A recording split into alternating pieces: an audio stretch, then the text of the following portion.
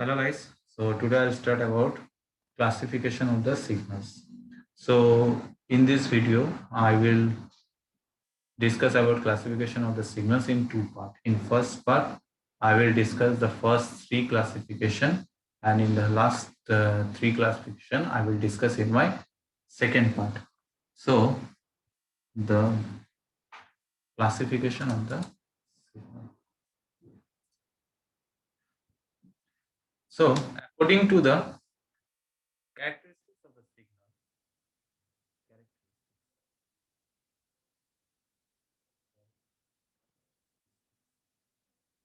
according to the characteristics of the signal is classified into six categories. First one is continuous time signal, discrete time signal. Second one is deterministic signal.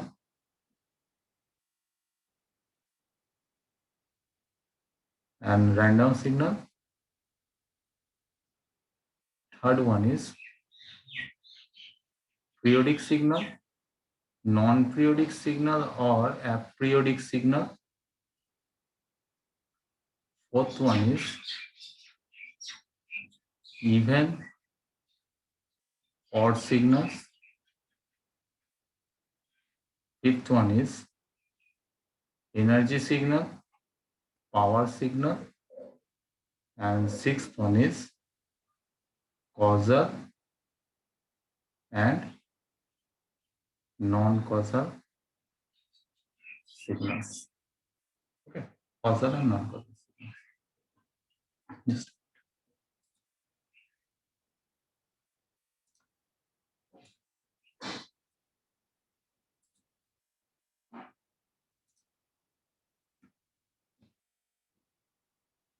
causal and non-causal signals. So in this video, I will discuss in these three classification, and in next video part 2 I will discuss rest of the three types of signals. So let's move to the part 1. That is, first is continuous time signal and discrete time signal.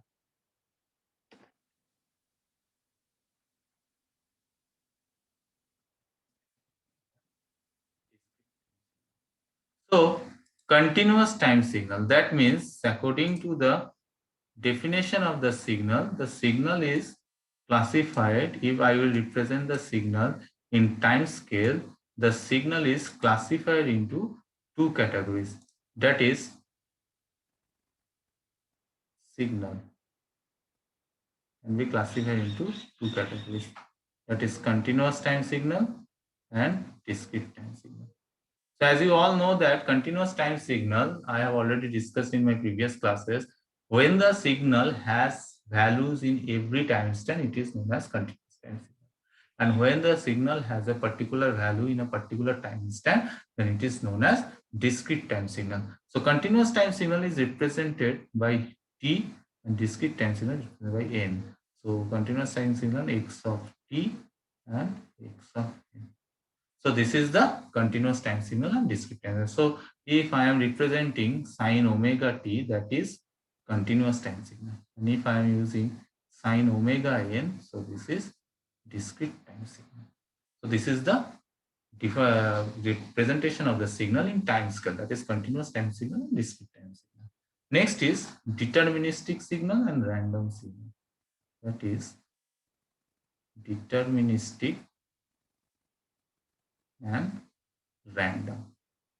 So as the term indicates deterministic, that means the signal is determined by the equation, mathematical equation or graphical representation or tabular representation, any kind of representation, through any kind of representation. If I will predict the signal, what kind of signal I will get, then this type of signal is known as deterministic.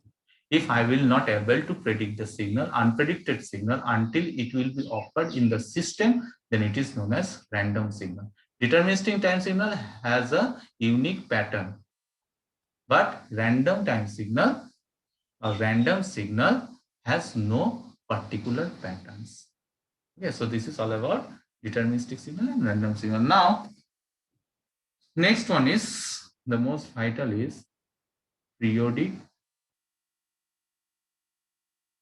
and non-periodic. Periodic signal. This non-periodic signal also known as aperiodic signal.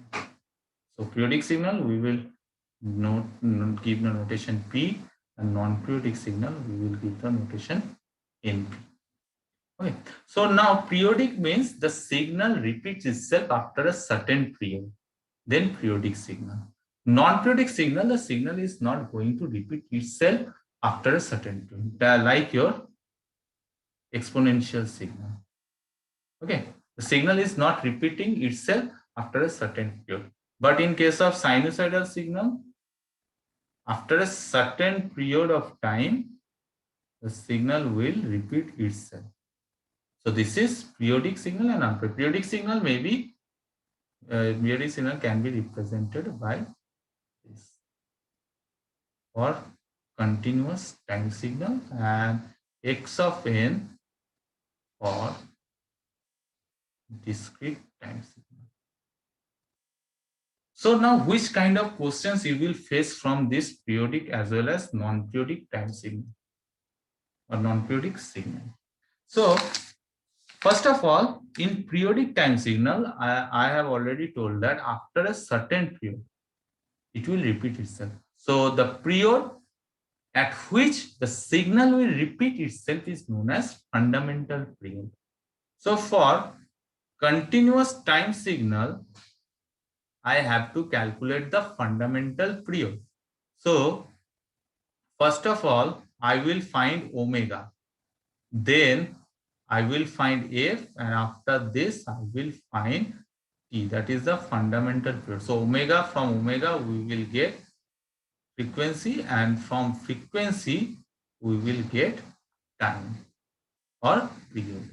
And in case of discrete time signal, there is very few differences to find out the fundamental period. That is, first of all, I will find out omega, then from omega I will find out f, and next is f can be represented in the ratio of k by n. This is the difference to find out fundamental frequencies as well as fundamental period of discrete time signal and continuous time signal, where k is the constant and n is the period, fundamental period. So now I am giving you an example. Suppose there is a question, that is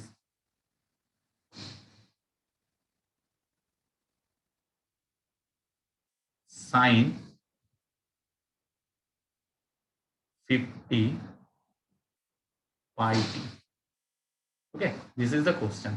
So this question resembles to this equation, sine omega t. So in this case, this is continuous since it is represented in terms of t. So first of all, I have to find out omega. So omega is 50 pi. So from omega, I can find out frequency, that is 2 pi f. So f will be 50 pi by 2 pi, that is 25. So from this, I will find out f. Okay. So now from f, I can find out the fundamental period, that is t equal to 1 by f. So t equal to 1 by 25, and a unit, that is unit of time. That is second.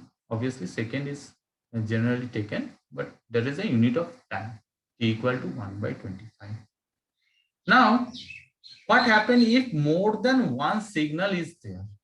That is, I am taking another example, that is sine 50 pi t plus cos 20 pi t. In this case, two frequency components are there, that is omega 1 and omega 2. So I have to find out what is omega 1, that is 50 pi. So f1 is 50 pi by 2 pi. So it's 25. And omega 2 is equal to 20 pi. So f2 equal to 20 pi by 2 pi, that is 10. Okay, so now I have to calculate what is the fundamental frequency. So fundamental frequency, that is f, is HCF of f1, f2. So common factor, HCF, highest common factor, is 25, 10. So what is the highest common factor? 25, 5 into 5, 10 equal to 2 into 5. So highest common factor is 5. So fundamental frequency is 5 and fundamental time is 1 by 5. Okay, so this is how I will calculate the fundamental frequency as well as fundamental period. Now, in case of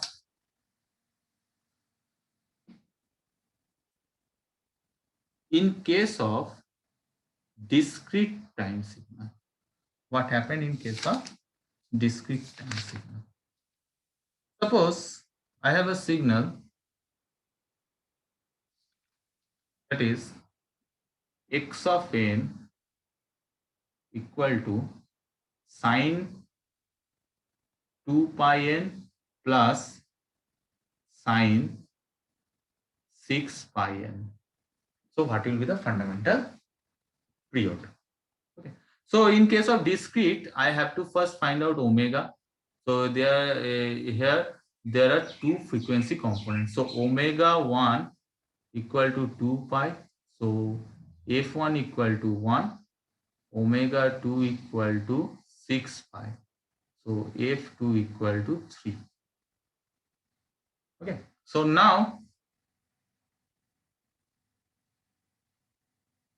that is omega equal to frequency component, or I can say f, fundamental frequency is HCF of 1 and 3, that is f1 and f2, so 1. So f can be represented, that is fundamental frequency, f can be represented by k by n. So k equal to 1, n equal to 1. This, so k is a constant, so n value is 1. So is fundamental period is 1. Okay. Again, I am going to another example. This is example. I'm going to another example. That is x of n equal to e to the power j 7 pi by 3n. This is also discrete time signal because this signal is represented in terms of n. So now I have to find out the fundamental frequency or fundamental period.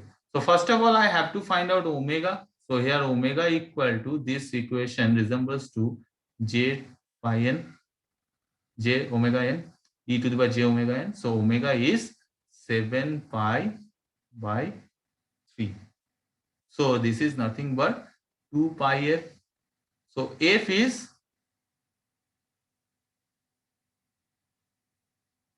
7 by 6. So again from this format, k by n, where k equal to 7, n equal to 6.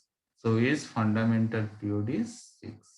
So this is how you will find the fundamental frequency as well as fundamental period of any kind of discrete time signal or continuous time signal.